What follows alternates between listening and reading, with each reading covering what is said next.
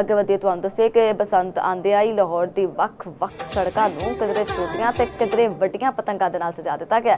ਲਾਹੌਰ ਦਾ ਮਸ਼ਹੂਰ ਲਿਬਰਟੀ ਚੌਕ ਵੀ ਜਿਹੜਾ ਉਹ ਵੱਡੀਆਂ ਤੇ ਛੋਟੀਆਂ ਪਤੰਗਾਂ ਦੇ ਨਾਲ ਸਜਾ ਦਿੱਤਾ ਗਿਆ। ਲੋਕਾਂ ਦੀ ਵੱਡੀ ਤਾਦਾਦ ਪਤੰਗਾਂ ਨੂੰ ਵੇਖਣ ਲਈ ਲਿਬਰਟੀ ਪੜ ਗਈ ਆ। ਤਫਸੀਲਾਤ ਆਸਤੇ ਤੱਕ ਨੇ ਹਮਾਰਾ ਖਾਨ ਦੀ ਰਿਪੋर्ट। ਬਸੰਤ ਨੇੜੇ ਆਂਦੇ ਹੀ ਲਾਹੌਰ ਦਾ ਰੂਪ ਹੀ ਬਦਲ ਗਿਆ। ਸ਼ਹਿਰ ਦੀ ਮਰਕਜ਼ੀ ਸ਼ਾਹਰਾਹਾਂ ਤੇ ਰੰਗ ਬਰੰਗੀਆਂ ਪਤੰਗਾਂ ਨਾਲ ਸਜਾਵਟ ਕੀਤੀ ਗਈ ਹੈ, ਜਿਹੜੀ ਸ਼ਹਿਰੀਆਂ ਦੇ ਲਈ ਖਾਸ ਕਸ਼ਿਸ਼ ਦਾ ਬਾਇਸ ਬਣ ਰਹੀ ਹੈ। ਲਾਹੌਰ ਦਾ ਲਿਬਰਟੀ ਚੌਕ ਵੀ ਬਸੰਤ ਦੇ ਰੰਗਾਂ ਵਿੱਚ ਰੰਗਿਆ ਹੈ, ਜਿੱਥੇ 2 ਵੱਡੇ ਸਾਈਜ਼ ਦੇ ਪਤੰਗਾਂ ਨੂੰ ਨਸਬ ਕੀਤਾ ਗਿਆ ਹੈ। ਵੱਡੀਆਂ ਪਤੰਗਾਂ ਨੂੰ ਵੇਖਣ ਲਈ ਸ਼ਹਿਰੀਆਂ ਦੀ ਵੱਡੀ ਤਾਦਾਦ ਲਿਬਰਟੀ ਚੌਕ ਅਪੜੀ। ਲਾਹੌਰ ਅਸੀਂ 10 ਮਰਲੇ ਦੀ ਛੱਤ ਲਈ ਹੈ, 50,000 ਰੁਪਏ ਰੈਂਟ ਦਿੱਤਾ ਉਹਦਾ ਸਿਰਫ 3 ਦਿਨ ਦਾ।